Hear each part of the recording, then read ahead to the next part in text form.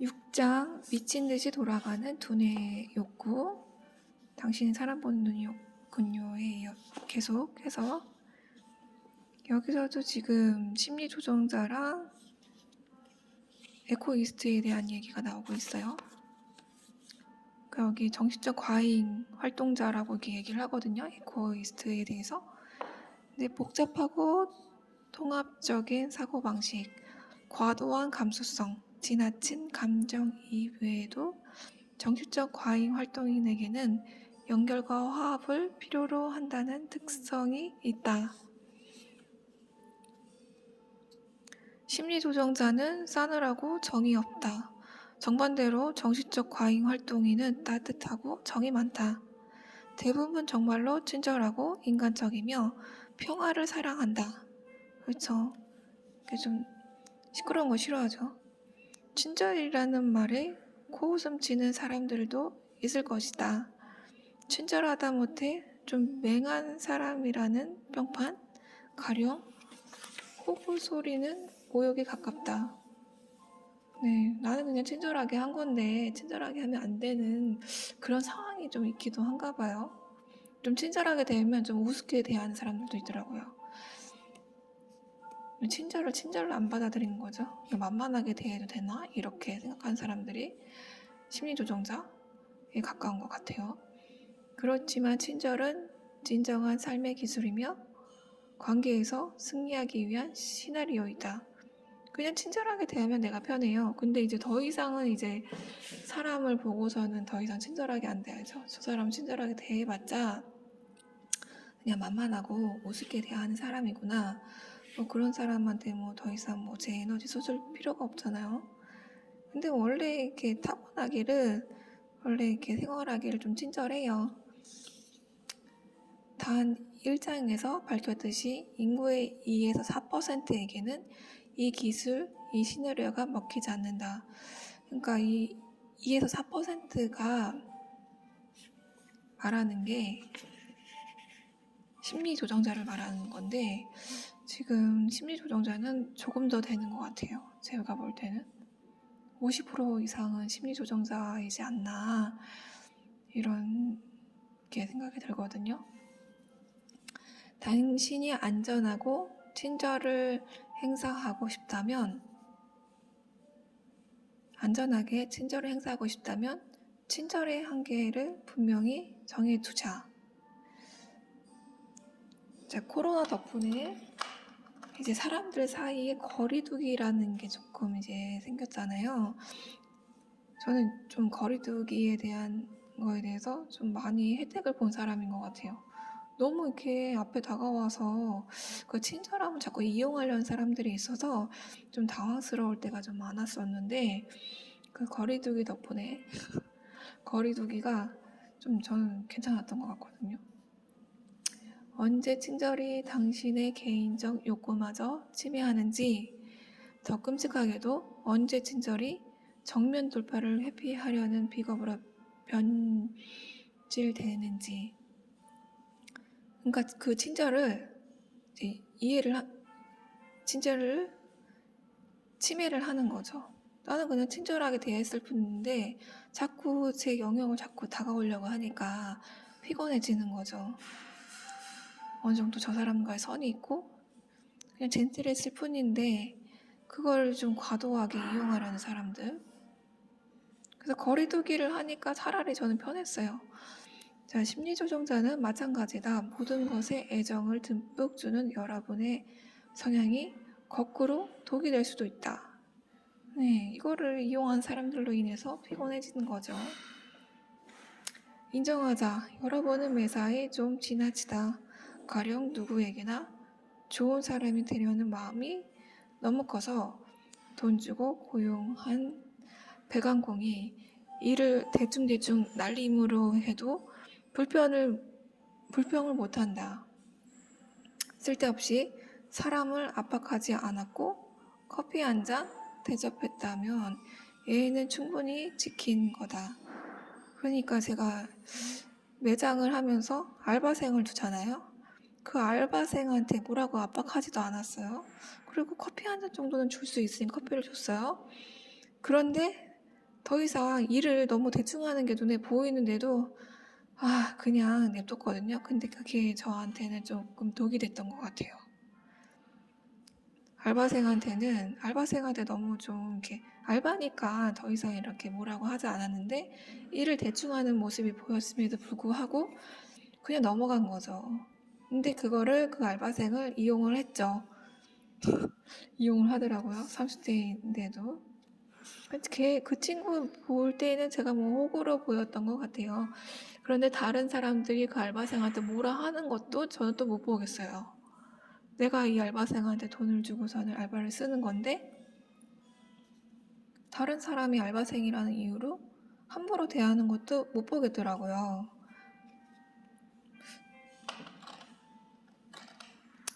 어떤 마음인지 아실런지 제가 이거를 보면서 예전의 일들을 한번 유추해 봅니다.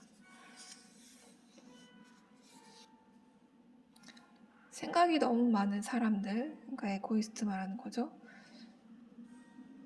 생각이 너무 많은 사람들의 안중에는 연결만 있다. 위계, 서열에 별로 신경을 쓰지 않는다. 그러니까 얘가 알바생임에도 불구하고 그냥 저랑 거의 평등한 관계다 이렇게 생각하는 거죠. 그래서 제가 조금 더 뭐라고 이렇게 일을 대충 하면 뭐라고 할 수도 있는 상황인데도 그냥 내버렸어요. 근데 그게 독이 돼서 돌아왔죠. 근데 그거를 그냥 이 사람은 이런 상황이니까 이거를 좀 좋게 생각해서 적극적으로 일을 하면 좋았을 텐데 그런 사람들은 그렇게 많지가 않았던 것 같아요.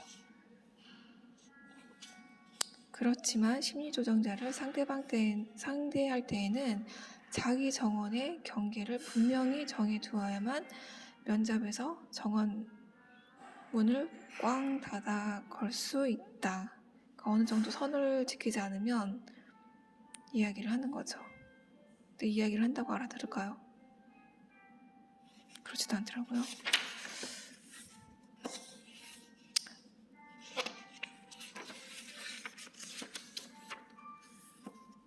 의미를 찾으려는 모든 일에 좀 의미를 두려고 해요. 근데 의미는 보다는 그냥 저 사람은 그냥 원래 그런 사람이 더 맞는 거였어요.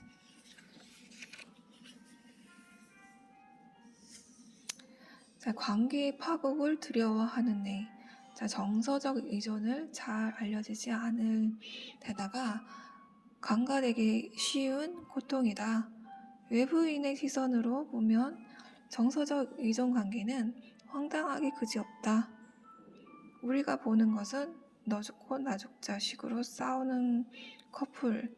더 정확하게는 상대에게 온갖 구박을 당하면서도 그 사람을 사랑한다면서 절박하게 매달리는 피해자뿐이다. 그래서 그런 관계를 왜 믿는지, 왜 관계를 맺는지 이제 알 수가 없다 이렇게 얘기를 하면 그 안에서도 뭔가 있을 거라고 얘기하는데 저렇게 맨날 싸우고 힘들게 지내는데 왜 같이 지낼까? 정서적으로 의존을 한 적이 없어서 그런 것 같아요. 저 같은 경우에는 누구한테 이렇게 정서적으로 의존을 해서 좋을 게 없다는 걸 살아보면서 많이 터득했기 때문에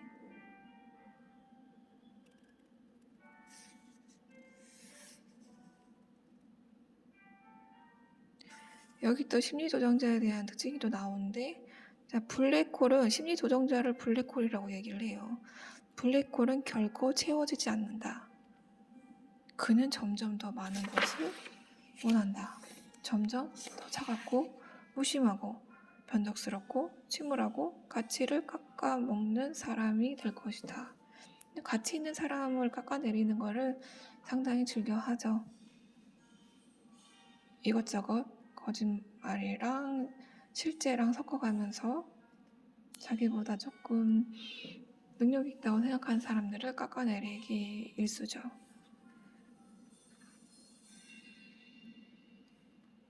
이제 누군가와 헤어진다고 해서 내가 죽지는 않는다.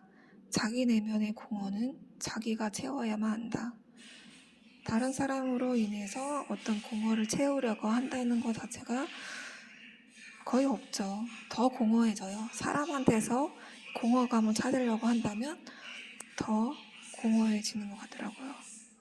사람은 마음고생하려고 하는 게 아니다. 그렇죠? 사랑하는 사람한테 이렇게 상처를 받고 하면서 잘 지낼 필요는 없는 것 같아요. 그냥 좀 외로운 게 낫지 않을까. 정서적 의존증은 당신의 이상주의 그리고 현실과 괴리된 융합적 애정관에도 바탕을 둔다. 완벽한 사람, 완벽한 관계란 존재하지 않는다. 그 어느 정도 한계는 있을 거예요. 어느 정도 적정선, 기본. 정서적 의존증 전문가가 있더라고요. 정서적 의존증 전문가 안마리 디프라. 부서진 마음의 부서진 마음의 동반자에서 이렇게 말한다. 당신이 최고일 때도 나쁜 사람에게는 충분히 괜찮은 사람이 못 된다. 그런데 정말로 좋은 사람은 당신이 최악의 모습이어도 여전히 괜찮은 사람으로 본다. 있는 그대로 보는 거죠. 당신이 사랑받기 힘들 것 같다는 느낌을 주는 사람들은 멀리하라. 당신이 원하는 사람은 당신을 자랑스러워하고 당신과의 만남을 행운이라고 생각하는 사람이지 그 반대가 아니다. 여기 지금까지 살펴본 신경학적, 정서적, 심리학적 특성 때문에 여러분은 심리조종자가 마음대로 다루기 쉬운 먹잇감이 되기 쉬웠다. 이게 제가 한 30대, 20대, 20, 30대에 제가 이런 사람들한테 많이 좀 겪었던 것 같아요. 이제 40대가 돼서 제가 관리자가 되면서 이제 역으로 알바생들이 이런 심리조종 하는 게 너무 보여졌거든요. 근데 그런 사람들한테 뭐라고 좀 얘기를 따끔하게 했어야 됐는데 이제 알바생이니까 약자니까 그냥 내버려 뒀던 거, 그게 도구로 좀 돌아왔었던 것 같아요. 그러니까 지나친 이해감, 지나치게 타인을 돕고자 하는 욕구, 자기 자신의 안중에 없을 정도로 다른 사람이 잘 되기만을 바라는 마음. 그렇죠. 일단은 내가 중요하죠. 다른 사람이 잘 되는 거 보면은 그냥 박수 쳐주고 좋아했던 것 같아요. 근데 그 사람이 저한테 독이 된다는 사실을 잘 몰랐죠. 얘기해주는 사람도 없었고 그냥 그런 저 상태를 주변에서 이용을 하려고 했었던 것 같아요. 근데 지금은 다 차단을 해두고 있습니다. 그냥 외로운 게 낫죠. 그런 사람들한테 이용당하면서 계속 지내는 것보다. 자, 다음 시간에 7장을 한번 읽어보도록 할게요.